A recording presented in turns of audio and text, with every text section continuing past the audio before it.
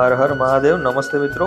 હવે તમે જોઈ શકો છો કે દેશી રીતના અમે રોપણી રોપવાના છે શેરડી. હવે શેરડીને દેશી રીતના કેવી રીતે રોપવાનું એ પાછું તમને મગજમાં આવી ગયું હશે. હવે તો ચાલો તો હું તમને બતાવી દઉં છું કે હું પોતે બિયારણ લઈને આવી ગયો છું. આ શેરડીનું બિયારણ છે. હવે 8005 નામનું જે પ્રજાતિ છે એ બિયારણ લઈ આવ્યા છે અમે.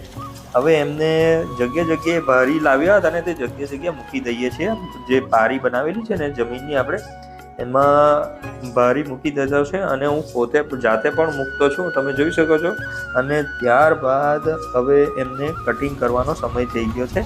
એટલે કે કટિંગ કરશું એ ટુકડા પાડીશું, 3-3ના આંખ બનાવીશું. તો તમે શેરડીને રોપણીની ફૂલ જાણકારી લેવા માંગતા હોય તો આપણા સબસ્ક્રાઇબ બટનના નીચે લિંક આપી છે, એમના ઉપર ટચ કરીને તમે જોઈ લેજો.